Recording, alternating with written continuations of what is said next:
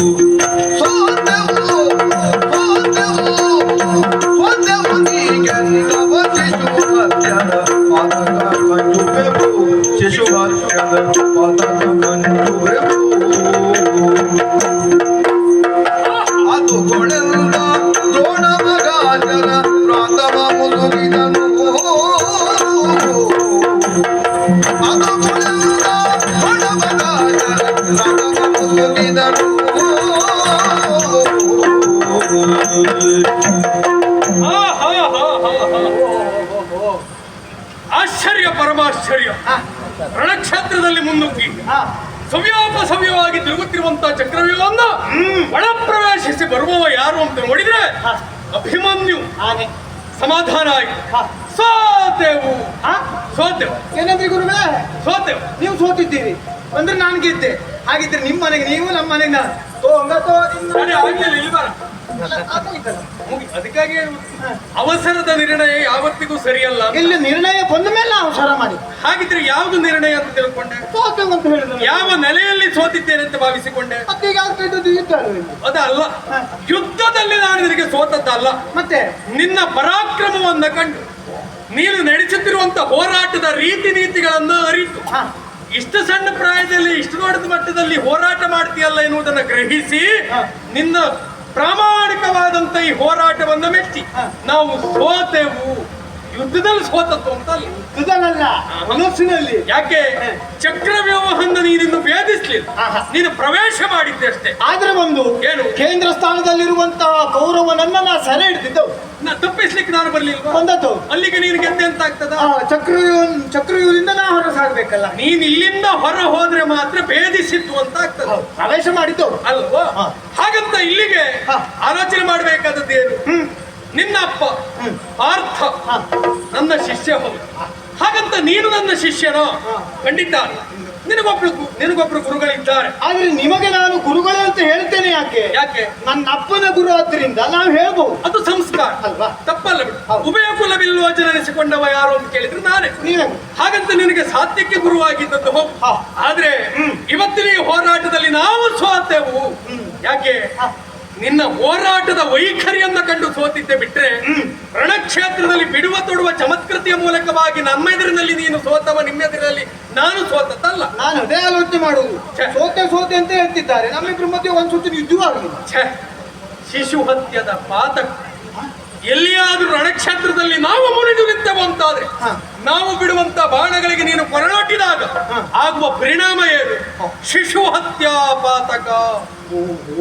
ಆಮೇಲೆ ಇಲ್ಲಿ ಹೇಳಬೇಕು ಅಂತಾದ್ರೆ ನೀನು ಬಾಲೆ ಶಿಶು ಅನ್ನುವುದರ ಅರ್ಥ ಅಲ್ಲ.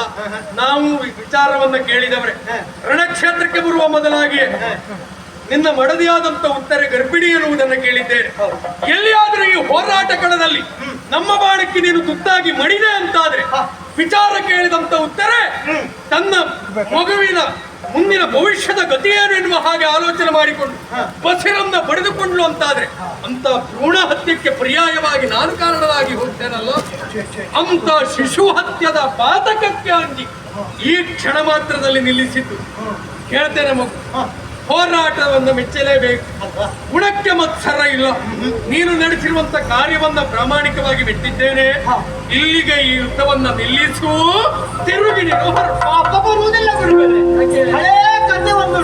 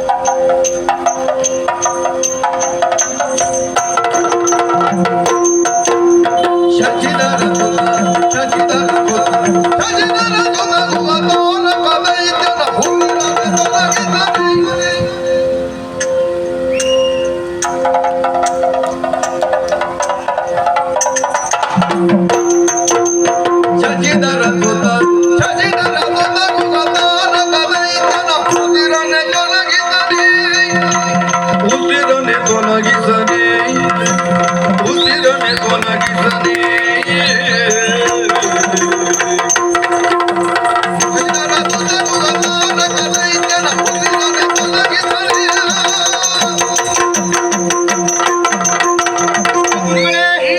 ಪಾತಕ ಕೇಳಿಸ್ತಾ ಇದ್ದೀರಿ ನೀವು. ಶಿಶು ಹತ್ಯೆ ಭ್ರೂಣ ಹತ್ಯೆ ಎಂಬಂತಹ ಪಾತಕ ಬೇಡ. ನೀವು ದೂರವಾಗ್ತಾ ಇದ್ದೀರಿ. ಹಾಗೆ ರಣರಂಗಕ್ಕೆ ಬಂದಂತಹ ನೀವು ಇಂತಹ ಪಾತಕ ಅಡ್ತದ ಅಂತ ಯೋಚನೆಗೆ ಒಳಗಾಗಿದ್ದೀರಿ ಅಂತ ನಿಮ್ಮೆದುರಿಗೆ ಬರುವಂತಹ ನಾನು ಅಂತ ಆಲೋಚನೆ ಮಾಡಬೇಕಾಗ್ತದೆ. ಅಂದ್ರೆ ವಯೋಮಾನದಲ್ಲಿ ನಿಮಗಿಂತ ಸಣ್ಣಬಹುದು. ಆದ್ರೆ ನೀವು ಯಾರು? ನೀವು ಬ್ರಾಹ್ಮಣರು. ನಮ್ಮಿಬ್ಬರ ನಡುವೆ ದೂರ ನಡೆಯಿತು ಅಂತಾದ್ರೆ ಆಗ ಬ್ರಹ್ಮ ಹತ್ಯೆ ಮಾಡಿದಂತಹ ಪಾತಕ ನನ್ನ ಪಾಲಿಗೆ ಉಂಟು ಇಲ್ವಾ? ಅದು ಬಾಧಿಸುವುದು. ಯಾಕೆ ಬಾಧಿಸುವುದಿಲ್ಲ? ರಣಕ್ಷೇತ್ರದಲ್ಲಿ ಬಾಧಿಸುವುದೇ. ಹಾಗಿದ್ರೆ ರಣಕ್ಷೇತ್ರದಲ್ಲಿ ಭಾವನೆಯೂ ಬಾಧಿಸುವುದಿಲ್ಲ ಅಂತ ನಾ ತಿಳಿಯುವುದು. ಯಾಕೆ? ಭಾವನೆಗೆ ಆಸ್ಪದ ಉಂಟು. ಹಾಗಂತ ನೀನು ಹೇಳಿದ್ದು ಬಾಧಿಸುವುದಿಲ್ಲ. ಯಾಕೆ? ಶಾಪಾದಪಿ ಶರಾದಪಿ ಹೌದು. ಇದಂ ಛಾತ್ರಂ ಇದಂ ತೇಜ. ನಾವು ಅದೇ ಉದ್ದೇಶವನ್ನು ಹೊತ್ತೆ ಬಂದದ್ದಲ್ವ? ಹೌದು. ಹಾಗಂತ ರಣಕ್ಷೇತ್ರದಲ್ಲಿ ಮಾಡುವಂತ ಕಾಯಕ ಎಂತದ್ದು ಅನ್ನೋದು ನಮ್ಗೆ ಗೊತ್ತುಂಟು. ಹಾಗಂತ ನೀನು ಸಣ್ಣವ ಅಂದ್ರೆ ಬುದ್ಧಿ ಮಾತನ್ನ ಹೇಳುವುದು ಅಲ್ವಾ? ಅದು ಧರ್ಮ ಹೌದು. ಆದ್ರೆ ನಾ ಬುದ್ಧಿಯನ್ನ ಕೇಳ್ತೇನೆ. ಅದು ಒಂದು ಹಳೆಯ ಕಥೆಯನ್ನು ಈಗ ಒಂದು ನೆನಪು ಮಾಡುವಂತಹ ಪ್ರಮೇಯ ಒದಗಿ ಬಂತು. ಯಾವ ಕತೆ? ಹೀಗೆ ಶಿಶುತನದಲ್ಲಿ ಶಂಬರಾಸುರ ಇದ್ದ. ಆ ಶಂಬರಾಸುರನನ್ನ ಆ ಸ್ಮರಕೊಂಡು ಶಂಬರಾರಿ ಎಂಬಂತಹ ಬಿರುದಿಗೆ ಪಾತ್ರರಾಗಲಿರುವ ಆ ಬೃಹ ಷಣ್ಮುಖ ಅವ ತಾರಕಾಸುರನನ್ನ ಕೊಂದಬಹುದು. ಅವರೆಲ್ಲ ಸಾಧನೆಯನ್ನ ಮಾಡಿದ್ದಾರೆ.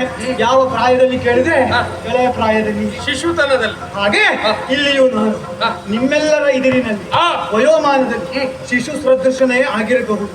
ಆದರೂ ಸಹಿತ ಅವರನ್ನೇ ಆದರ್ಶವಾಗಿಟ್ಟುಕೊಂಡು ನಾ ದುರಕ್ಕಾಗಿ ಬಂದವನೇ, ದೂರ ಮಾಡುವವನೇ. ಇದರಿಗೆ ಗುರುಗಳಲ್ಲ, ಪ್ರತ್ಯಕ್ಷ ಬ್ರಹ್ಮ ಬಂದು ಯುದ್ಧವೇ. ಮಗು ಸಾಯುವ ಕಾಲಕ್ಕೆ ಬುದ್ಧಿ ಹೇಳಿ ಪ್ರಯೋಜನ ಇಲ್ಲ. ಆದ್ರೂ ಒಂದು ಹೇಳಿದೆಯಲ್ಲ, ಶಿಶುತನದಲ್ಲಿ ಅಂತದೊಂದು ಕಾರ್ಯವನ್ನು ಮಾಡಿದವರಿದ್ದಾರೆ ಎನ್ನುವ ಹಾಗೆ ಅವರೆಲ್ಲ ಅವರ ವಧೆಗಾಗಿಯೇ ಹುಟ್ಟಿಕೊಂಡವರು.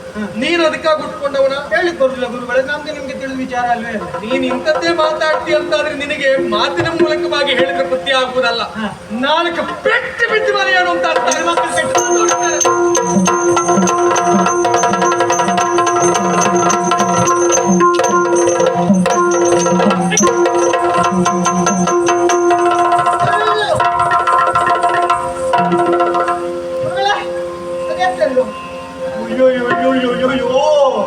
ಗುರುಗಳು ಕೈಯಿಂದ ರಕ್ತ ಬರ್ತಾ ಉಂಟು.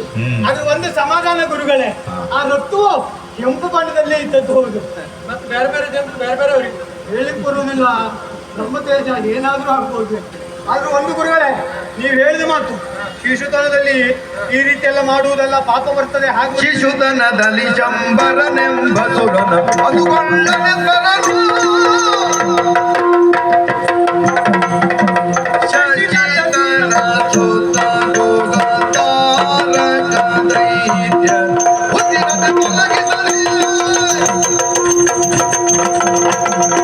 ಎಲ್ಲ ಅರ್ಥ ಆಗಿದೆ ಅಂತ ಭಾವಿಸ್ತೇನೆ. ಕೂಡಿದ್ರೆ ಮತ್ತೆ ಸಿಗ್ತೇನೆ ಗುರುವರಿಯ.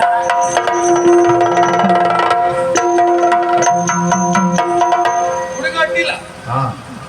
ಅಡ್ಡಿಲ್ಲ. ಗೊತ್ತಾಯ್ತು. ಒಳ್ಳೆ ಬೇಕು.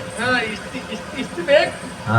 ಆದ್ರೆ ಇವನ ಬಾಣ ಪ್ರಯೋಗ ನೇರವಾಗಿ ಬಂದು ನಮ್ಮ ಬಲಗೆ ಹೆಬ್ಬಳ್ಳಿಗೆ ತಾಗಿತ್ತಲ್ಲ. ಹೌದಲ್ಲ? ಯಾಕೆ ಹೀಗಾಯ್ತು? ಯಾಕಿರ್ಬೋದು? ಈಗೆಲ್ಲ ಅರ್ಥ ಆಗ್ತಾ ಉಂಟು ನನಗೆ. ಮಾಡಿದ್ದು ನೋಮಾರಾಯ್. ಪಾಪ ಕರ್ಮ ಎಲ್ಲಿಗೂ ಹೋಗುವುದಿಲ್ಲ, ನಮ್ ಬೆನ್ನಿರ್ಕೊಂಡೇ ಬರ್ತದೆ ಎನ್ನುವುದಕ್ಕೆ ಇದೊಂದು ಸಾಕ್ಷಿ. ಆವತ್ತಿನ ದಿವಸ ಏಕಲವ್ಯ ಒಂದು ಪ್ರಾಮಾಣಿಕವಾಗಿ ನನ್ನಲ್ಲಿ ಕೇಳಿಕೊಂಡಾಗ ಅವನನ್ನ ನಾನು ತಿರಸ್ಕರಿಸಿ ಮುನ್ನಡೆದು ನನ್ನದೇ ಪ್ರತಿಭೆಯನ್ನ ಮಾಡಿ ಆತ ಶಬ್ದವೇದಿ ವಿದ್ಯೆಯಲ್ಲಿ ಪ್ರವೀಣತೆಯನ್ನು ಕಂಡುಕೊಂಡಾಗ ಇದೇ ಪಾರ್ಥ ಓಡಿ ಬಂದು ನನ್ನಲ್ಲಿ ಹೇಳಿದ್ದಲ್ವಾ, ಗುರುಗಳೇ ನಮಗೆ ಮೋಸ ಮಾಡಿದ್ದೀರಿ ಅಂತ. ಆ ಕ್ಷಣಕ್ಕೆ ಹೋಗಿ ಗುರುದಕ್ಷಿಣೆಯಾಗಿ ಏನು ಕೊಡ್ತೀವಿ ಅಂತ ಕೇಳಿದಾಗ ನೀವು ಕೇಳದ್ ಕೊಡ್ತೇನೆ ಅಂತ ಹೇಳಿದ. ಕ್ಷತ್ರಿಯರಿಗೆ ಮುಖ್ಯವಾಗಿ ಬೇಕಾದದ್ದು ಬಿಲ್ಲುಬಾಣಗಳನ್ನು ತೊಡುವಲ್ಲಿ ಚಮತ್ಕೃತಿಯನ್ನ ಮೆರೆಸುವಲ್ಲಿ ಮುಖ್ಯವಾಗಿ ಬೇಕಾದದ್ದು ಬಲಗೈ ಎಡಗೈ ಅಲ್ವೋ, ಅದನ್ನೇ ನಾನು ಕೇಳಿಬಿಟ್ಟೆ. ಒಂದು ನಾನು ಮಾಡಿದ ಪಾಪ ಇವತ್ತು ನಮಗ್ ಕರ್ಮವಾಗಿ ಇದೇ ಹುಡುಗನಿಂದ ನಮಗಿಂತ ಪರಿಸ್ಥಿತಿ ಆಗಿ ಹೋಯ್ತಲ್ಲ, ಏನ್ ಮಾಡುವುದು? ಸರಿ, ಇಷ್ಟು ಬಿಸಿ ಮುಟ್ಟಿಸಿದ ಮೇಲೆ ನಮಗೊಂದೇ ಸಾಕು. ನಮ್ಮಲ್ಲಿ ದೊಡ್ಡ ದೊಡ್ಡ ಮುಂಡ ಸೊತ್ತವರೆಲ್ಲ ಇದ್ದಾರೆ. ನಮಗೊಂದು ಅವಕಾಶ ಕೊಟ್ಟು ನಾವೇನು ಅಂತ ಕಾಣಿಸ್ಕೊಳ್ತೇವೆ ಅಂತ ಹೇಳುವವರೆಲ್ಲ ಇದ್ದಾರೆ. ಅವರಿಗೊಂದೊಂದು ಅವಕಾಶ ಕೊಡುವ. ಏನಾಗ್ತದೆ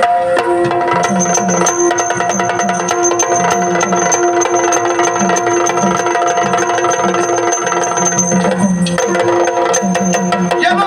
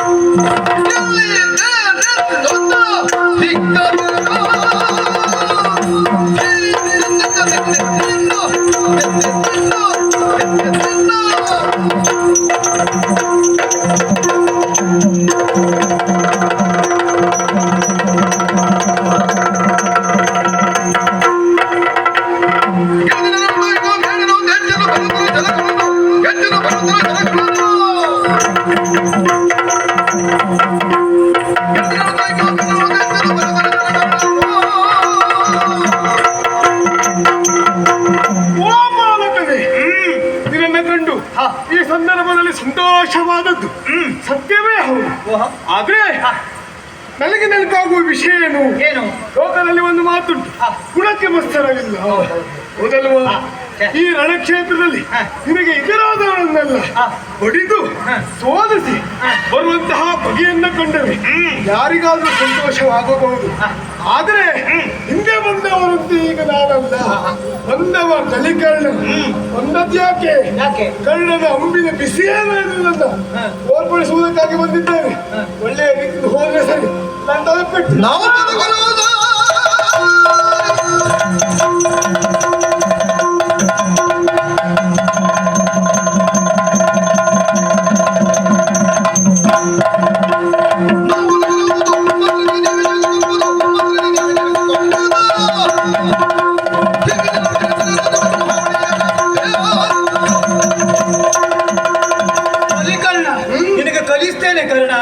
ನಾವು ಬಾಲಕರಹುದು.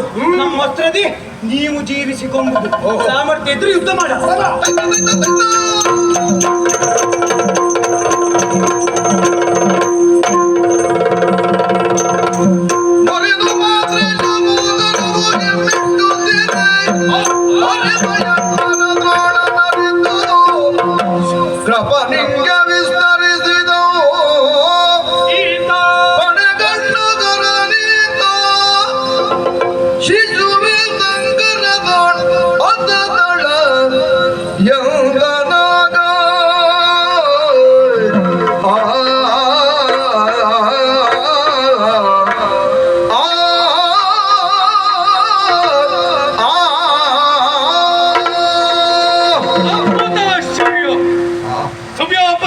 ತಿರುಗುತ್ತಿರುವಂತಹ ಚಕ್ರವ್ಯೂಹವನ್ನು ಮುನ್ನುಗ್ಗಿ ಎಲ್ಲ ಭಟಭಟರನ್ನು ಅತಿರಥ ಮಹಾರಥನನ್ನು ರಣದಲ್ಲಿ ನುಚ್ಚು ನೂರು ಮಾಡುತ್ತಾ ಮುಂದಡಿಯನ್ನು ಇಡುತ್ತಿರುವಂತಹ ಅಭಿಮನ್ಯುವನ್ನು ಕಂಡ್ರೆ ಪಡೆಗಣ್ಣ ಹರನೀತ.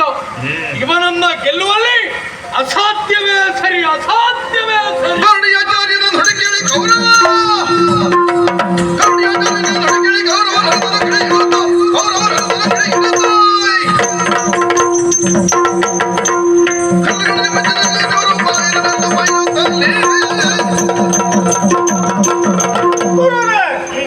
ನೀವೇ ಹೀಗೆ ಹೇಳಿದ್ರೆ ನಮ್ಮ ಸೇನೆಯವರೇನು ಮಾಡಬೇಕು? ಸೇನಾಧಿಪತಿಯಾದಂತಹ ನೀವು ಆ ಪಕ್ಷದಲ್ಲಿರುವಂತಹ ಅಭಿಮನ್ಯುವನ್ನ ಹೊಗಳುವುದಕ್ಕೆ ಮುಂದಾದ್ರೆ ನಮ್ಮ ಪಕ್ಷದವರ ಬಲವನ್ನು ನೀವೇ ಕುಗ್ಗಿಸಿದಂತಾಗುವುದಿಲ್ವೋ? ಯಾಕ ಆ ನೆಲೆಯಲ್ಲಿ ಹಾಗೆ ಆಲೋಚನೆ ಮಾಡ್ತೀವಿ ಹೇಳು? ಯಾಕೆ? ಅಷ್ಟು ಸಣ್ಣವನಾದ್ರೂ ಸಹ ರಣಕ್ಷೇತ್ರವನ್ನ ಪ್ರವೇಶ ಮಾಡಿ ನಮ್ಮಂತವರನ್ನು ಕಾರುಗಡಿಸುವುದಕ್ಕೆ ಮನ ಮಾಡ್ತಾನೆ ಅಂತಾದ್ರೆ ಅವನ ಗುಣವನ್ನ ಮೆಚ್ಚಿಕೊಳ್ಳಬೇಕೋ ಬೇಡವೋ? ನೋಡಿದ್ದೇವೆ ಗುರುಗಳೇ, 3 ಮಕ್ಕಳನ್ನ ಕೊಂದಿದ್ದಾನೆ. ಅಷ್ಟು ಮಾತ್ರವೇ ಅಲ್ಲ, 3 ಅಕ್ಷೋಹಿಣಿ ಬಲವನ್ನ ಸದೆ ಪಡೆದಿದ್ದಾನೆ ಅಭಿಮನ್ಯು. ಅಲ್ವೋ? ಒಪ್ಪಿಕೊಳ್ಳೋಣ. ಆಡೋಣ, ಆದರೆ ಪಣೆಗಣ್ಣ ಹರನೀತ ಎನ್ನುವ ಹಾಗೆ ನೀವೇ ಆಡುವುದಕ್ಕೆ ಮುಂದಾದ್ರೆ ನಮ್ಮವರು ಏನು ಮಾಡಬೇಕು ಗುರುಗಳೇ? ಆದ್ರೆ ಒಂದು ಏನು ಗೊತ್ತಾ, ಏನು? ಅವನ ಹೋರಾಟದಲ್ಲಿ ನೀನು ಸೆರೆ ಸಿಕ್ಕವನೇ, ನಾನು ಸೋತವನೇ. ಎಲ್ಲವರ ಪರಿಸ್ಥಿತಿ ಏನಾಗಿದೆ ಎನ್ನುವುದು ನಿನಗೆ ಅರ್ಥವಾಗಿದೆ.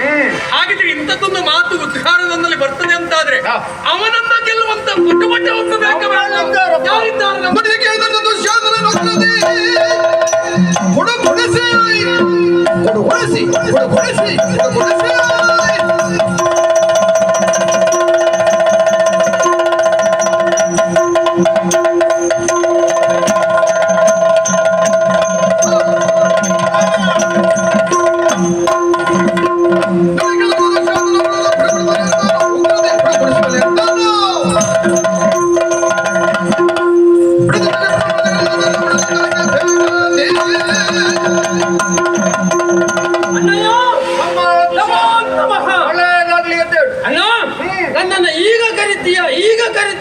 ನಿರೀಕ್ಷೆ ಇಲ್ಲದವ ನಾನು ತೆರೆಯ ಮರಿಯಲ್ಲಿ ನಿಂತು ಏನೇನುವುದನ್ನ ಸೂಕ್ಷ್ಮ ಗ್ರಹಿಸಿ ಅಲ್ಲಿಗೆ ಬಂದವ ನಾನು.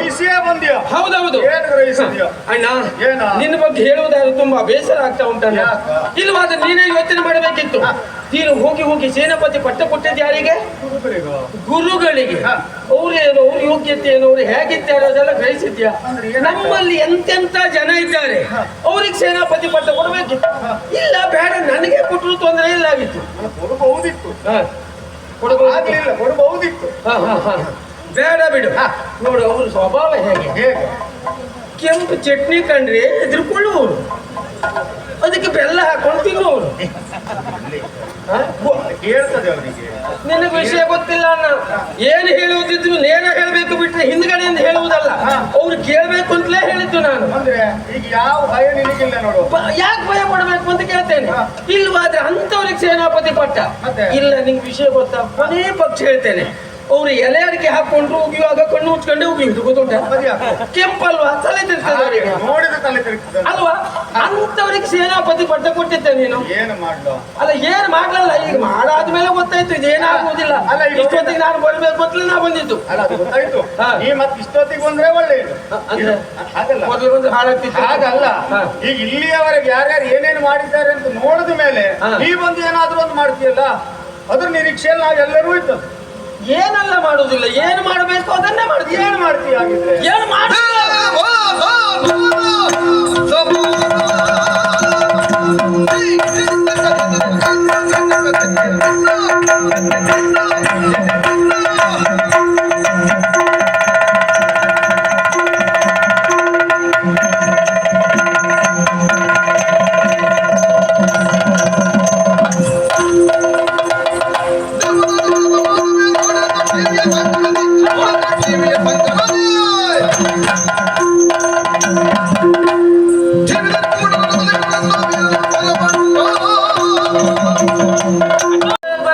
ಅಗತ್ಯ ಇಲ್ಲ.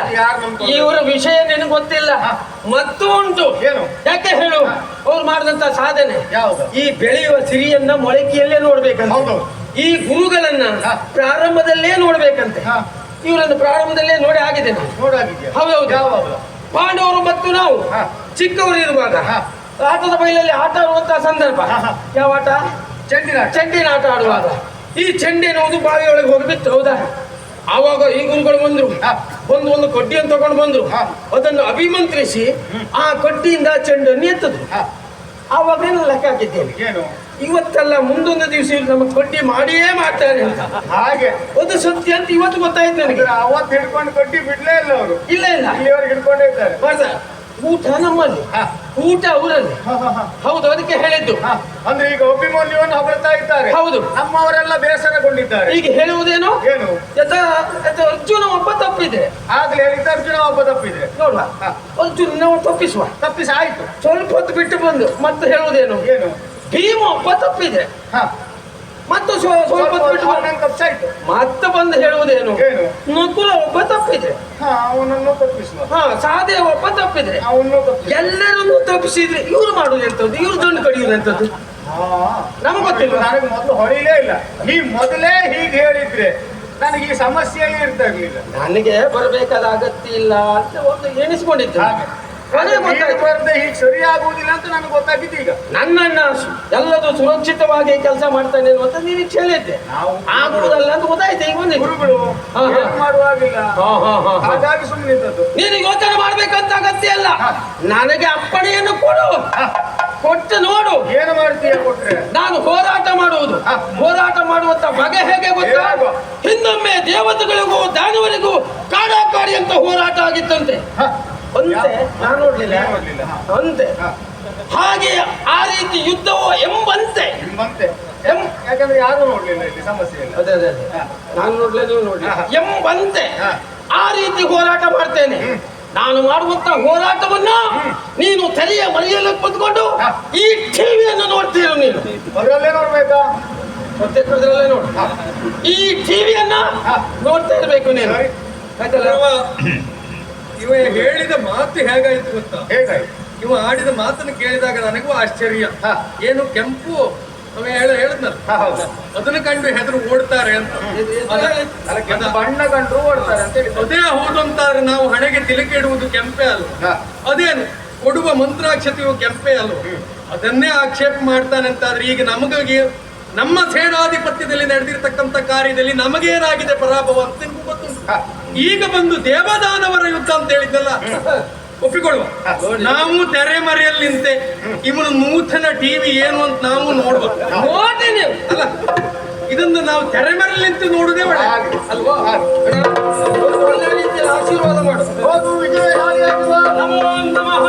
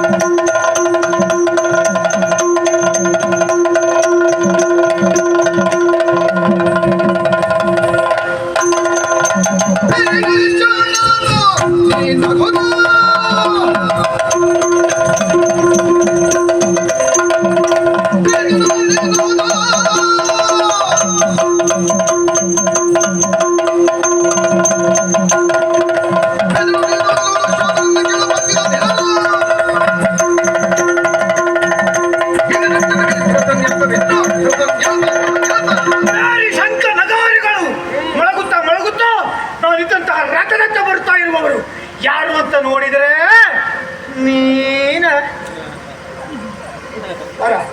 ನೀನು ಬಂದ ಅಬ್ರ ಒಳ್ಳೇದುಂಟು, ಮಾತಾಡಿದ ರೀತಿಯೂ ಒಳ್ಳೇದುಂಟು, ಏನು ಸ್ವರದಲ್ಲಿ ಮಾತಾಡಿದ್ದು. ಬಂದವ ಯಾರು ಅಂತ ನೋಡಿದ್ರೆ ನೀನ ನಿಮ್ಮನೆ ಕೆಲಸದವ ನಾನು ಹಾಗೆ ಮತ್ತೆ ಬಿಟ್ರೆ ಮನೆ ಯಜಮಾನಿಕೆ ಮಾಡುವಂತ ಸಾಮರ್ಥ್ಯ ನಿನಗಿಲ್ಲ. ಏನ್ ಸ್ವರದಲ್ಲಿ ಹೇಳೋದು ನೀನು? ಆಗೆಲ್ಲ ಏರ್ ಸ್ವರದಲ್ಲೇ ಮಾತಾಡಿದ್ದೇನೆ. ಯಾಕೆ? ಬಂದವರೆಲ್ಲ ದೊಡ್ಡ ದೊಡ್ಡವರೇ.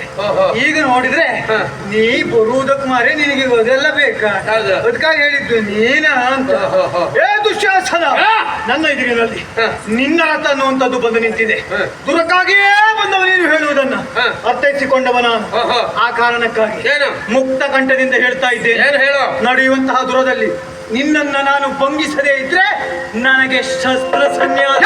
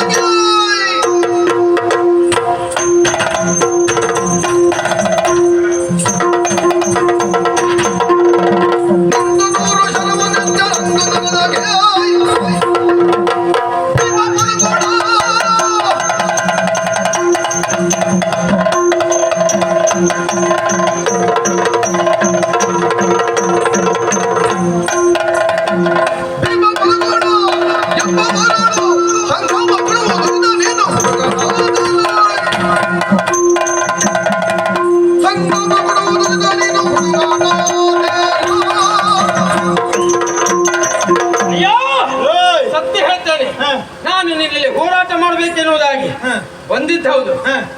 ದೇವರಣ ಮನೆ ಹೇಳ ಹೇಳು ಮತ್ತೆ. ನಾನು ಇನ್ನೆಲ್ಲಿ ಇವತ್ತು ಹೋರಾಟ ಮಾಡುವುದಿಲ್ಲ. ನೋಡೋ ಏನ? ನೀ ಹೋರಾಟ ಮಾಡ್ಲಿಲ್ಲ ಅಂತಾದ್ರೆ ಹಾ. ಪುರಂದರನ ಮೇಲೆ ಆಣೆ ಉಂಟು, ದೇವೇಂದ್ರನ ಮೇಲೆ ನೀವು ಆಣೆ ಯಾವ ಉಂಟು. ಹಣ ಮಾಡಬೇಕ? ಹಾ. ನನಗೆ ತೊಂದ್ರೆ ಇಲ್ಲ. ನಾ ಹೇಳಿದ ಯಾಕೆ ಯಾಕೆ ಯುದ್ಧ ಮಾಡುವುದಿಲ್ಲ? ಕಾರಣ ಉಂಟು. ಏನ? ಅಂದ್ರೆ ಹೆದರಿಕೆ ಅಲ್ಲ ನನಗೆ. ಸತ್ಯ ಹೇಳು. ಅಲ್ಲಲ್ಲ ಎದಕ್ಕೆ? ಹೇಸ್ತಾ ಇದ್ದೇನೆ. ಹಾ? ಯಾಕೆ ಹೇಳು? ಯಾಕೆ? ಸಮರಕ್ಕೂ ಹಾ. ಸಂಬಂಧಕ್ಕೂ ಹಾ. ಸಮಪಂಥಿ ಭೋಜನಕ್ಕೂ ಹಾ. ಸರಿ ಸಮರನ್ನ ಆಯ್ಕೆ ಮಾಡ್ಕೊಳ್ಬೇಕು. ನನ್ನ ದೃಷ್ಟಿಯಲ್ಲಿ ಯೋಚನೆ ಮಾಡಿದ್ರೆ ಎಂತದು ಅದು? ಸಣ್ಣ ಮನೆ. ಎಂತದು? ಈ ಶಬ್ದ ಕೇಳಿ ಕೇಳಿ ನಿನಗೆ ಹಾರ್ಟ್ ಆಗಿರ್ಬೋದು. ನೀ ಹೇಳಿದ್ರೆ ಹಾ. ಇದು ಹಾ. 26ನೇ ಬಾರಿ ಹೇಳಿದಾಗ ಅಲ್ವಾ? ಹೌದು. ಲೆಕ್ಕ ಇಟ್ಕೊಂಡಿದ್ದಿ. ಹೌದು. ನಮ್ಗೆ ಹೇಳಬೇಕಾದಂತ ಅನಿವಾರ್ಯತೆ ಉಂಟು. ಲೆಕ್ಕದಲ್ಲ ತಪ್ಪುದಿಲ್ವಾ? ಸನ್ನಿವೇಶ ಹಾಗುಂಟು, ಹಾಗಾಗ್ಲೇ ಹೇಳಲೇಬೇಕು. ಹಾ. ಹಾಗಾಗಿ ಹೇಳ್ತಾನೆ, ಎಂತ ಹೇಳುವುದಾ? ನನಗೆ ಸರಿಯಾದವ್ರು ನೀನಲ್ಲ. ಹಾ. ಹಾಕು, ನೀನ್ ದೊಡ್ಡಪ್ಪ ಇದ್ದಾನಲ್ಲ ಬೇಲ್ಸೇನ, ಅವ್ರ ಹತ್ರ ಬರ್ಲಿಕ್ಕೆ ಹೇಳು. ಹಾ. ಇಲ್ಲ ನಿನ್ನ ಅಪ್ಪನ ಹತ್ರ ಬರ್ಲಿಕ್ಕೆ ಹೇಳು. ಹಾ. ನಿನ್ನ ಅಪ್ಪನ ಹತ್ರ ಬರ್ಲಿಕ್ಕೆ ಗೊತ್ತ್ಯಾ? ಹೇಳ ಹೇಳ್ತೀಯಾ?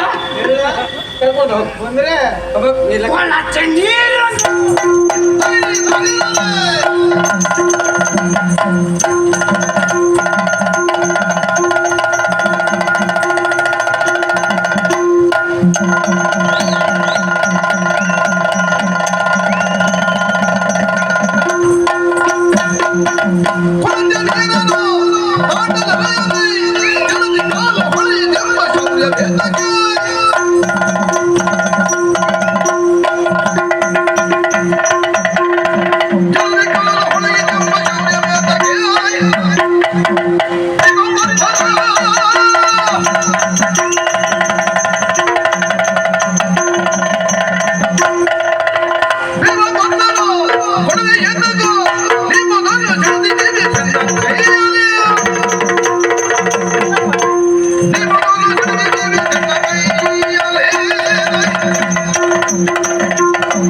ಹೋಗ ಹೋಗ. ಅವರನ್ನು ಬರ್ಲಿಕ್ಕೆ ಹೇಳ್ಬೇಕು. ಹೌದಾ? ನೀ ಹೇಳಿದ್ದೀಗ ಏನಾಯ್ತು ಗೊತ್ತುಂಟಾ? ಹೇಳು. ಕೊಳಚೆ ನೀರನ್ನು ದಾಟಲರಿಯದೆ ಸಮುದ್ರವನ್ನೇ ದಾಟ್ತೇನೆ ಅಂತ ಹೋದಾಗಾಯ್ತು. ವಿಷಯ ಗೊತ್ತಾಯ್ತು, ಮುಂದುವರ್ಸ. ಎಂತದ? ವಿಷಯ ಗೊತ್ತಾಯ್ತು, ಮುಂದುವರ್ಸ. ಗೊತ್ತಾದ್ರೆ ಏನು ಅಂತ ಅರ್ಥ ಹೇಳ. ಏನ ಅರ್ಥ ಹೇಳ. ಈಗ ಪದ್ಯ ಕುಣಿದವ್ರು ಯಾರ? ನಾನೇ. ಅರ್ಥ ಹೇಳ್ಬೇಕಾದ್ ನೀನೆ. ಅಂದ್ರೆ ಈಗ ನೀ ಮಾಡುದಾಗ ಏನು? ಮತ್ತೆ ನಿನ್ನ ಪದ್ಯಕ್ಕೆ ನಾನು ಅರ್ಥ ಹೇಳುವುದೇನ? ಅಂದ್ರೆ ಅಂದ್ರೆ ಏನು ಗೊತ್ತಿಲ್ಲ ಅಂತ ಅಲ್ಲ, ಇಲ್ಲಿ ನಿನ್ ಪದ್ಯಕ್ಕೆ ಮಾತ್ರ ನೀ ಅರ್ಥ ಹೇಳಲಿಕ್ಕೆ ಬಂದು. ವಿಷಯ ಹಾಗೆ. ಅದು ಹಾಗಾಗುವುದಿಲ್ವಾ? ಹಾಗೆ ಒಂದು ಕ್ರಮ ಹೇಳ. ಹಾ. ಪದ್ಯ ಯಾರದ್ದೇ ಆಗಿರ್ಲಿ, ಹ್ಮ್. ಕೆಲವೊಮ್ಮೆ ಹೆಚ್ಚು ಕಡಿಮೆ ಆಗುವುದು. ಹ್ಮ್. ನಿನ್ ಪದ್ಯಕ್ಕೆ ನಾನು, ನನ್ನ ಪದ್ಯಕ್ಕೆ ನೀನು ಆಗ್ತದೆ. ನಿನ್ನ ಅನುಭವಕ್ಕೆ ಶರಣ.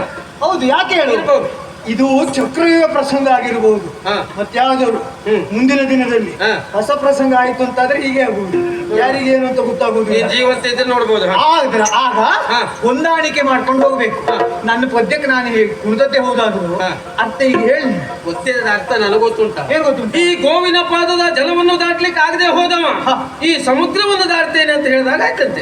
ಎಂತದ ಗೋವಿನ ಪಾದದ ಜಲವನ್ನು ದಾಟ್ಲಿಕ್ಕೆ ಆಗದೆ ಹೋದವ ಹಾ.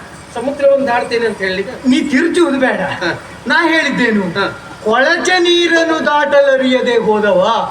ನೀ ಯಾವ್ದಕ್ಕೆ ಏನ್ ಹೇಳ್ಬೇಕು ಅದೇ ಹೇಳ್ಬೇಕು. ಕೊಳಚೆ ನೀರು ಹೇಳು. ಇಲ್ಲ, ಯಾಕೆ? ನನಗೆ ಗೊತ್ತುಂಟು. ಹಾ. ನೀ ಹೇಳಿದ್ದೇನೆ ನನಗೆ ಗೊತ್ತುಂಟು. ಹಾ. ಆದ್ರೆ ಆ ಶಬ್ದ ನಾವು ಬಳಸುವುದಿಲ್ಲ. ಯಾಕ? ನಮ್ಮ ಯೋಗ್ಯತೆಗೆ, ನಮ್ಮ ಕನಸ್ಥಿತಿಗೆ ಆ ಶಬ್ದ ಬಳಸುವುದಾ? ನಾನು ಅದಕ್ಕೆ ಗೋವಿನ ಪಾದ ಜಲ ಅಂತ ಹೇಳಿದ್ದಕ್ಕೆ ಜಲ ಇಂಥದ್ದು ಬಳಸ್ಬೇಕಾ? ಅಂದ್ರೆ ದೊಡ್ಡ ದೊಡ್ಡ ಶಬ್ದ, ದೊಡ್ಡ ದೊಡ್ಡ ಶಬ್ದ ನಮ್ದು. ದೊಡ್ಡ ದೊಡ್ಡ ಶಬ್ದ ಆಡುವರು ನೀವು. ಹಾ ಹಾ. ದೊಡ್ಡ ದೊಡ್ಡ ಶಬ್ದ ಆಡುವುದು ಹೌದು. ಹ್ಮ್. ಆದ್ರೆ ಹ್ಮ್. ಏನೋ ಸಾಧನೆಯನ್ನ ಮಾಡಿ ದೊಡ್ಡ ವ್ಯಕ್ತಿಗಳಾದವರು ನೀವಲ್ಲ. ಹಾ. ಮಾಡಿದ ಕೆಲವು ಕೆಟ್ಟ ದೊಡ್ಡ ದೊಡ್ಡ ಕಾರ್ಯಗಳಿದ್ದಿರಬಹುದು. ಹಾ ಹಾ, ವಿಷ ಹಾಕಿದ್ದು ಇದೆಲ್ಲ ಹೇಳ. ಆ ಬಗ್ಗೆ ತುಂಬಾ ಬೇಸರ. ಹ್ಮ್. ತುಂಬಾ ಅಂದ್ರೆ ತುಂಬಾ ಬೇಸರ ಉಂಟು. ಹೆಸರು ಉಂಟಾ? ಹೌದು. ನಿಮ್ಗೆ ವಿಷ ಹಾಕಿದ್ದಲ್ಲ, ಊರವರೆಲ್ಲ ಕೆಟ್ಟವರು ಅಂತ ಭಾವಿಸಿಕೊಂಡು ಇಲ್ಲ. ಇದೊಂದು ಒಳ್ಳೆ ತುಂಡು ಉಟ್ಕೊಂತ ಹೇಗೆ? ಆ ವಿಷಯದಲ್ಲಿ ಬೇಸರ ಉಂಟು. ಹ. ಯಾಕೆ ಬೇಸರ? ಯಾಕೆ ಬೇಸರ? ನಾವು ವಿಷ ಹಾಕಿದ್ದೇವೆ, ಹಾ. ಹಾಕಿದ ವಿಷ ಕಡಿಮೆ ಆಯ್ತಲ್ಲ ಅಂತ ಬೇಸರ ಅಷ್ಟೇ. ಮಗನೇ, ಅದಕ್ಕೆ ಈಗ ಬದುಕುಳಿದಿದ್ದು. ಕೆಟ್ಟ ಅವತ್ತು ತೆಗಿಬೇಕು ಅಂತ ನನ್ನ ಕೆಟ್ಟ ಬೀಜ ಸುಟ್ಟು ಹೋಗುವುದಿಲ್ಲ.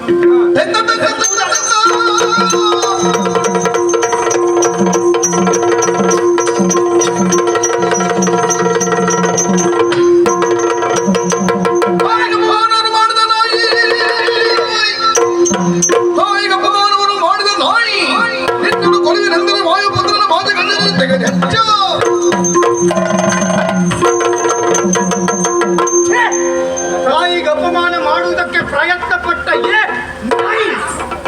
ಹಾಗೆ ಹೇಳುವುದು ಕಷ್ಟ. ಆಮೇಲೆ ಹೆದ್ದಾರಿಯಲ್ಲಿ ಓಡಾಡುವಂತ ನಾಯಿಗಳೆಲ್ಲ ಅಯ್ಯಯ್ಯೋ ನಮ್ಮನ್ನ ದುಶಾಸನಿಗೆ ಹೋಲಿಸಿಬಿಟ್ರಲ್ಲ ಅಂತ ಅವ್ರು ಬೊಬ್ಬೆ ಹೊಡೆದ್ರು ಹೊಡೆದು. ಏ ಯಾಕೆ ಹೇಳಿದೆ?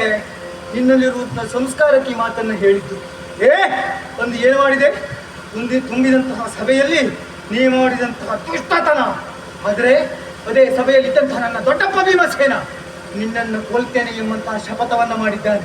ಆ ಕಾರಣಕ್ಕಾಗಿ ಇವತ್ತು ನಿನ್ನನ್ನು ನಾನು ಕೊಲ್ಲದೆ ಹಾಗೇ ಬಿಡ್ತಾ ಇದ್ದೇನೆ. ಈಗ ನಿನ್ನ ನೆನಪಿನಲ್ಲಿರಲಿ, ನನ್ನ ದೊಡ್ಡಪ್ಪನ ಹರಕೆಯ ಕುರಿ ನೀನು. ಜೀವ ಸಹಿತ ಬಿಡ್ತಾ ಇದ್ದೇನೆ.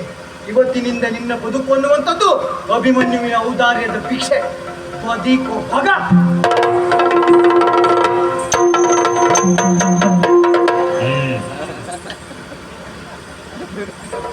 ಏನಾಯ್ತು ನಿಮ್ ಟಿವಿ?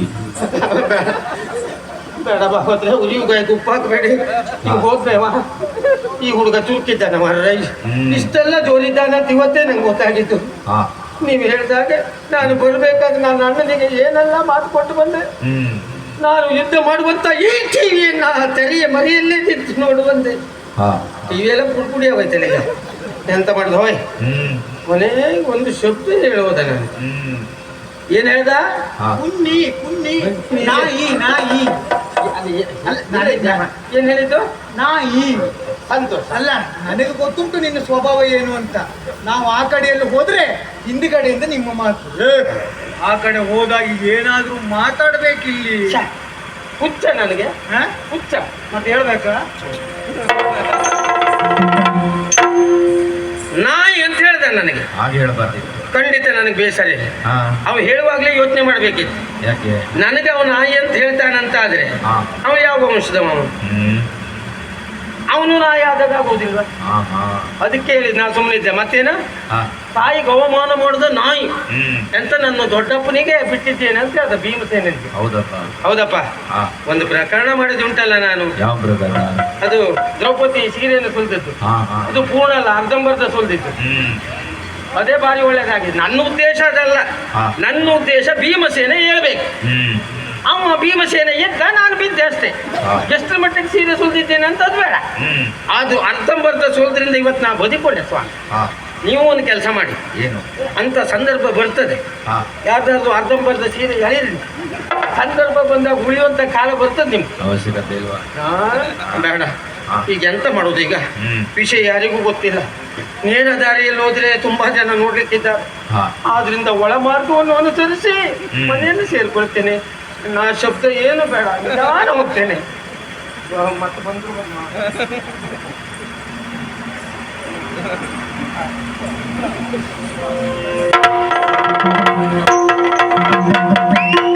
ಇಂದು ಷಡುರಥರು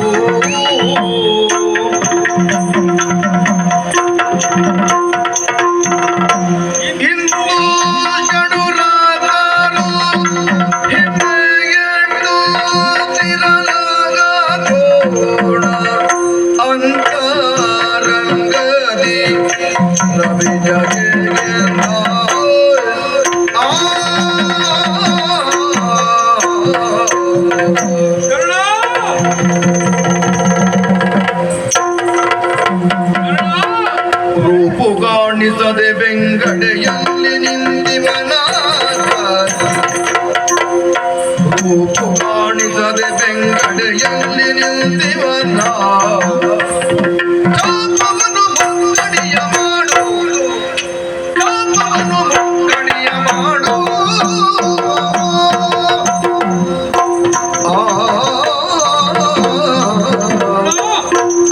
ಹೋರಾಟದ ಪರಿಣಾಮ ಏನೆನ್ನುವುದನ್ನು ಅರ್ಥ ಮಾಡಿಕೊಂಡವರು ನೀವಿದ್ದೀರಿ. ಹೊಸದಾಗಿ ನಿಮಗೆ ಹೇಳಬೇಕಾದದ್ದಿಲ್ಲ. ರಣಕ್ಷೇತ್ರದಲ್ಲಿ ಅಭಿಮನ್ಯುವನ್ನ ಗಾರುಗಡಿಸುವುದು ಅಸಾಧ್ಯವಾಗಿ ನಿಂತಾಗ ನಾವೊಂದು ಉಪಾಯವನ್ನ ಕೈಗೊಳ್ಳಲೇಬೇಕಾದದ್ದು ಅನಿವಾರ್ಯ. ಹೋರಾಟ ಮಾಡುತ್ತಿರುವಂತಹ ಸಂದರ್ಭದಲ್ಲಿ ನಿನ್ನ ರೂಪನ್ನ ಅವನಿಗೆ ಕಾಣಿಸದೆ ಅವನ ಬೆಂಗಡಿಯಲ್ಲಿ ನಿಂತು ಅವನ ಚಾಪವನ್ನ ಮುಕ್ಕಡಿ ಮಾಡಬೇಕು. ಎಲ್ಲಿಯಾದರೂ ನೀನು ಒಂದು ತುಂಡನ್ನ ಮಾಡಿದೆ ಅಂತಾದ್ರೆ ಅವ ಪಾರ್ಥ ಸುತ ಅದನ್ನು ಜೋಡಿಸಿ ಹಿಡಿದು ಹೋರಾಟಕ್ಕೆ ನಿಂತಾರು.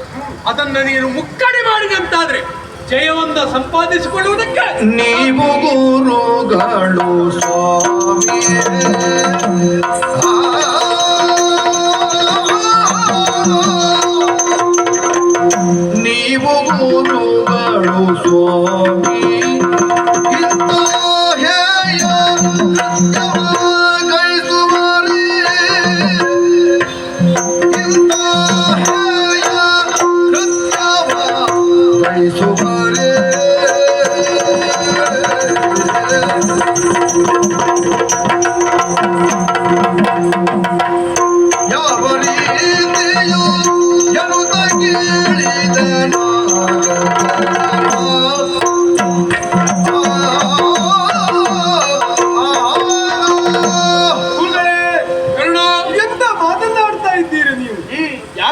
ಯಾಕೆ?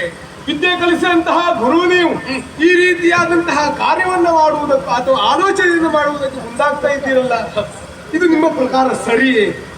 ಹಾಗಾಗಿ ನಿಮಗೆ ಈ ರೀತಿಯಾದಂತಹ ಕಾರ್ಯವನ್ನ ಮಾಡುವಂತಹ ಮನಸ್ಸಿರಬಹುದು, ಆದ್ರೆ ನಾನಿಂತಹ ಕಾರ್ಯವನ್ನ ಮಾಡಲಾರದು. ಹೇಳುವ ನೈತಿಕ ಹಕ್ಕೇ ನಿನಗಿಲ್ಲ. ಯಾಕೆ? ನಿನಗೆ ಅಂತ ಹೇಳಿದ್ರೆ ಅದು ನನಗೂ ಇಲ್ಲ. ಭೂಪತಿಯ ಕಾರ್ಯ ಯಮಗೆ, ಅವನಿಗೆ ಜಯವನ್ನು ತಂದುಕೊಡಬೇಕಿರುವಂತ ಒಂದೇ ಒಂದು ಉದ್ದೇಶಕ್ಕಾಗಿ ನಾವು ಈ ಹೋರಾಟ ಕಣಕ್ಕೆ ಇಳಿದದ್ದು ಬಿಟ್ರೆ ಅನ್ಯಥಾ ನಮ್ಮ ಸ್ವಾರ್ಥಕ್ಕಾಗಿ ನಾವು ಬಂದವರಲ್ಲ. ಪಾಪ ಲೇಪಗಳು ಏನಿದ್ರೂ ಸಹ ಅದು ಕೌರವನಿಗೆ ಹೊರತು ನಮಗಲ್ಲ. ಇದು ನಾನು ಸೇನಾಧಿಪತಿ ಮಾಡುವಂತ ಆಜ್ಞೆ ವಹಿಸಬೇಕು,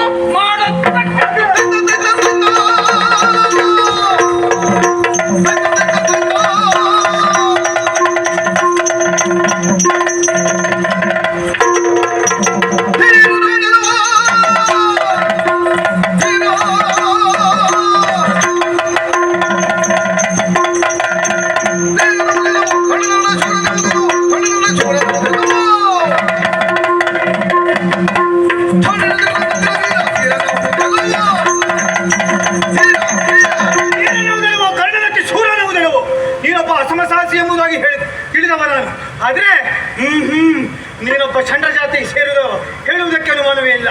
ನಿನಗೆ ಹೇಳುವುದಲ್ಲ, ಈ ಕಪಟ ವಿದ್ಯೆಯನ್ನು ಹೇಳಿಕೊಟ್ಟಂತ ಕಪಟ ಗುರುವಿಗೆ ಹೇಳಬೇಕು. ಕೈಯಲ್ಲಿರುವಂತ ಚಾಪ ಹೋಯ್ತಲ್ಲ.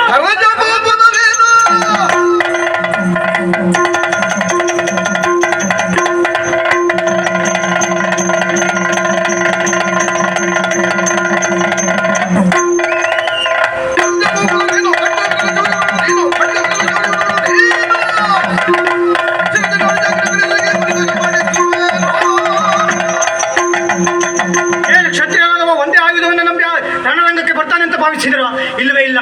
ಕರೆದ ಚಾಪ ಹೋದರೇನು, ಹಿಡಿದಿದ್ದೇನೆ ಕೂರಸೆಯನ್ನು, ಬಡಿತೇನೆ ಮಂಡೆಯನ್ನು.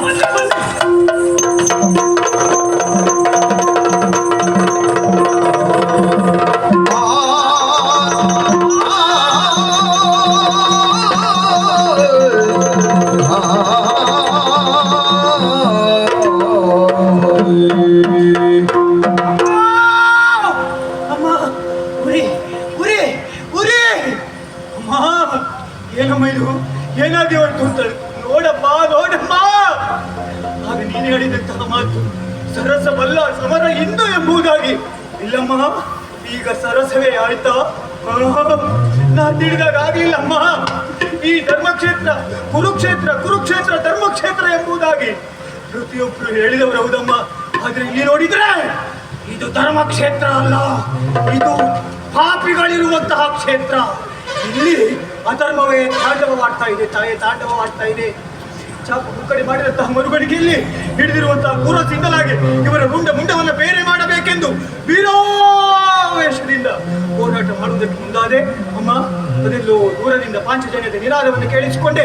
ಹಾಗಿದ್ರೆ ನಾವು ಬರ್ತಾ ಇದ್ದೇನೆ, ಜೊತೆಗೆ ಅಪ್ಪನಿದ್ದಾನೆ. ಅವರಲ್ಲಿ ಆಶೀರ್ವಾದವನ್ನು ಪಡೆದು ಇಮ್ಮಡಿ ಉತ್ಸಾಹದಿಂದ ನಾವು ಹೋರಾಟವನ್ನು ಮಾಡಿದೆ ಅಂತಾದ್ರೆ ವಿಜಯಲಕ್ಷ್ಮಿ ಎನ್ನುವಂಥದ್ದು ನಮ್ಮ ಪಾಲಿಗೆ ಒಲಿತಾಳೆ. ಹೋಗಿ ನೇರವಾಗಿ ವಿಜಯ ಮಾಲೆಯನ್ನ ದೊಡ್ಡಪ್ಪನ ಕೊರಳಿಗೆ ಹಾಕಬಹುದೆಂಬ ಆಸೆಯಿಂದ ನನ್ನ ರಂಗದಿಂದ ಕೆಲ ಕಾಲ ಹಿಮ್ಮುಖನಾದದ್ದು ಹೌದಮ್ಮ. ಆದರೆ ಈ ಪಾಪಿಗಳು ಅದೇ ಸರಿಯಾದಂತಹ ಸಮಯ ಎಂದು ತಿಳಿದು ನನ್ನ ಕರವನ್ನೇ ಕತ್ತರಿಸಿ ಬಿಟ್ಟರಪ್ಪ, ಕತ್ತರಿಸಿ ಬಿಟ್ಟರು. ಅಮ್ಮ ಅಮ್ಮ, ಅದರೊಂದು ಸಮಾಧಾನ ಇದೆ ತಾಯಿ. ನನ್ನ ರಿಂಗದಿಂದ ಹಿಮ್ಮುಖನಾದರೂ ಸಹಿತ ಇದಿರಿನಿಂದ ಕತ್ತರಿಸಿದವರಲ್ಲ, ಇವರು ನನ್ನ ಪೆನ್ನ ಹಿಂದಗಡೆಯಿಂದ ಕತ್ತರಿಸಿದರು ಅಂತಾದ್ರೆ ನಾ ಸುಮ್ಮನೆ ಉಳಿದ್ದೇನಾ? ಇಲ್ಲ, ಸುಮ್ಮನೆ ಉಳಿಬೇಕಾ? ಇಲ್ಲ ಇಲ್ಲ, ಕರಗಳಿಲ್ಲದಿದ್ದರೆ ನಾವು ಹೋರಾಟ ಮಾಡುವುದಿದ್ರೆ ಹೇಗೆ? ನನ್ನಿಂದ ಸಾಧ್ಯವಿಲ್ಲ, ನನ್ನಿಂದ ಸಾಧ್ಯವಿಲ್ಲ. ಹಾಗಿದ್ರೆ ಅಭಿಮನ್ಯು ಕಾಳಗ ಇಲ್ಲಿಗೆ ಮುಗಿಯಿತಾ? ಇಲ್ಲಿಗೆ ಮುಗಿಯಿತಾ? ಇಲ್ಲ ಇಲ್ಲ, ಅಭಿಮನ್ಯು ಕಾಳಗ ಇಲ್ಲಿಗೆ ಮುಗಿಯುವುದಿಲ್ಲ, ಇಲ್ಲಿಗೆ ಮುಗಿಯುವುದಿಲ್ಲ. ಇಲ್ಲಿಂದಲೇ ಅಭಿಮನ್ಯುವಿನ ಕಾಳಗದ ಆರಂಭ, ಇಲ್ಲಿಂದಲೇ ಅಭಿಮನ್ಯು ಕಾಳಗದ ಆರಂಭ, ಇಲ್ಲಿಂದಲೇ ಅಭಿಮನ್ಯು ಕಾಳಗದ ಆರಂಭ, ಇಲ್ಲಿಂದಲೇ ಅಭಿಮನ್ಯು ಕಾಳಗದ ಆರಂಭ. ಕರಗಳು ಹೋದರೇನು, ಏರಿ ಬಂದಿರುವಂತಹ ರಥವನ್ನು ಪುಡಿಪುಡಿಗೈತೇನೆ. ನನ್ನ ಎರಡು ಕೈಗಳಿಗೆ ಎರಡು ಗಾಳಿಗಳನ್ನು ಸಿಕ್ಕಿಸಿಕೊಂಡು ಗಿರಗಿರನೆ ತಿರುಗಿ ವೈರಿಗಳ ಅಂಡನ್ನ ರುಂಡವನ್ನು ಚೆಂಡಾಡ್ತೇನೆ, ರುಂಡವನ್ನು ಚೆಂಡಾಡ್ತೇನೆ, ರುಂಡವನ್ನು ಚೆಂಡಾಡ್ತೇನೆ.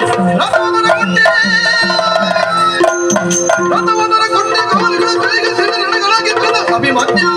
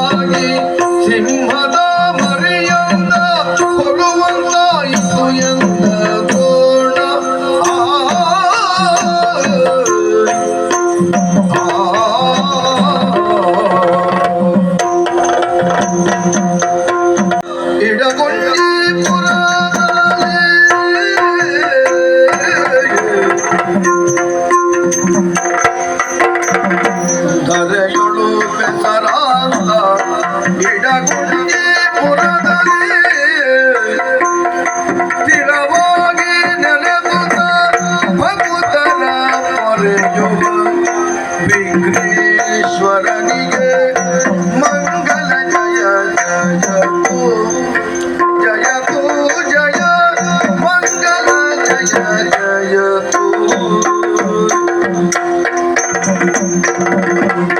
ಆದಿದೇವ ಸಕಲಾಗಮ ಪೂಜಿತ ಯಾದವ ಕುಲ ಮೋಹನ ರೂಪ ವೇದೋದ್ಧಾರಕ ತಿರುಪತಿ ವೆಂಕಟ ವೇಣುನಾಥ ಪ್ರಿಯ ನಮೋ ನಮೋ ನಾರಾಯಣ ತೇ ನಮೋ ನಮೋ ಭವ ನಾರದನ್ನುತ ನಮೋ ನಮೋ ಮಂಗಲಂ ಭಗವಾನ್ ವಿಷ್ಣು ಮಂಗಲಂ ಮಧುಸೂದನ ಮಂಗಲಂ ದೇವಪುತ್ರೋ ಮಂಗಲಂ ಗರುಡಧ್ವಜ ಕೃಷ್ಣಾಯ ವಾಸುದೇವಾಯ ದೇವಕಿನಂದನಾಯ ಚ ನಂದಗೋಪಕುಮಾರ